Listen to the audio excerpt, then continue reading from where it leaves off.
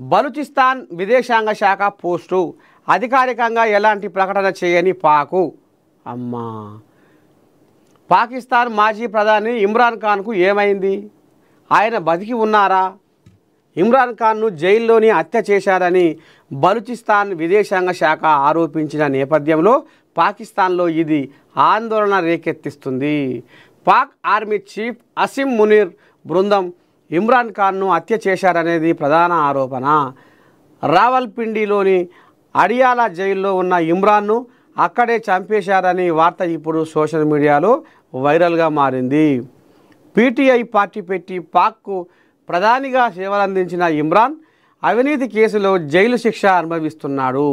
అయితే గత కొంతకాలం వరకు పాకిస్తాన్లో జరిగే పరిణామాలపై ఇమ్రాన్ ఖాన్ ఏదో ఒక సందర్భంలో మాట్లాడుతూ ఉండేవాడు. కానీ ఇటీవల కాలంలో ఇమ్రాన్ ఖాన్ మాట ఎక్కడా వినబడతలేదు. ఇప్పుడు ఇది కూడా ఇమ్రాన్ హత్య చేశారనే వార్తలకు ఊతమిస్తుంది. ఇప్పుడే చూశానంటూ ఇలాగే వెళ్ళిందంటూ అంతెత్తు ఆ మేఘం గొంతెత్తి చెప్పింది, నీ పిలుపు వింటే ఇష్టమని, తలుపు తీస్తే కష్టమని.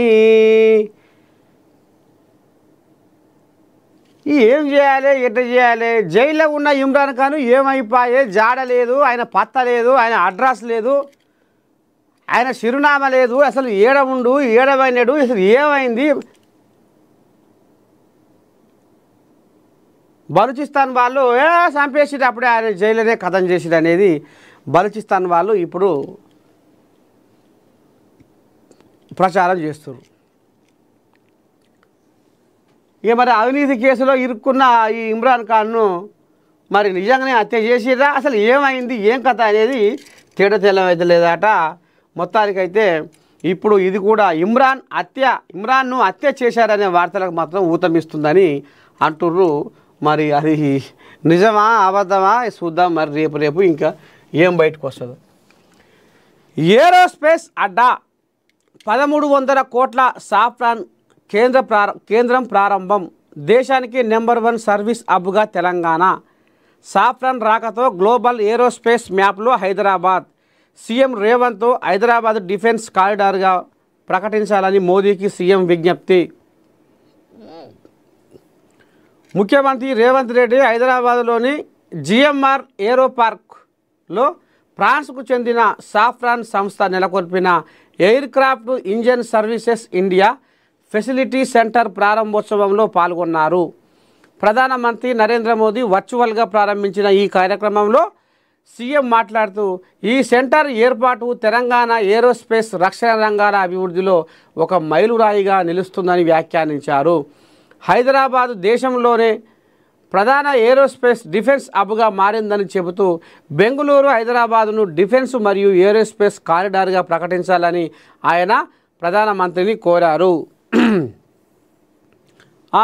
ఏరోస్పేస్ అడ్డా ఇక ఇప్పటిదాకా విమానాలు నడుస్తున్నాయి, కానీ విమానాలకు సర్వీసింగ్ ఇప్పుడు మన బైకులకు కార్లకు సర్వీసింగ్ చేయించుకో ఎట్లా ఏంది ఏం కథ అనేది అగో ఇప్పుడు గదే కథ.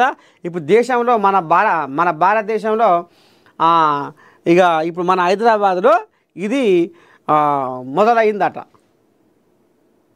సర్వీసింగ్ సెంటర్ అట. ఇక దానికి షెడ్డో పాట ఏమైనా పోతే రిపేర్లు ఉంటాయి కదా, సర్వీసింగ్ షెడ్డో పాట అగో గతి ఇక ఇప్పుడు హైదరాబాద్లో సురువు చేసిర్రట. ఆన్లైన్ వేధింపులపై సమంత పోరాటం. ఐక్యరాజ్య సమితితో కీలక భాగస్వామ్యం. యుఎన్ విమెన్తో కలిసి సమంత ప్రచారం. ఏందో మరి ఇవే ఆన్లైన్ వేధింపులపై సమంత పోరాటం చేస్తుందట అని దండం పెట్టి ఇక ఇదే సరిపోతుంది.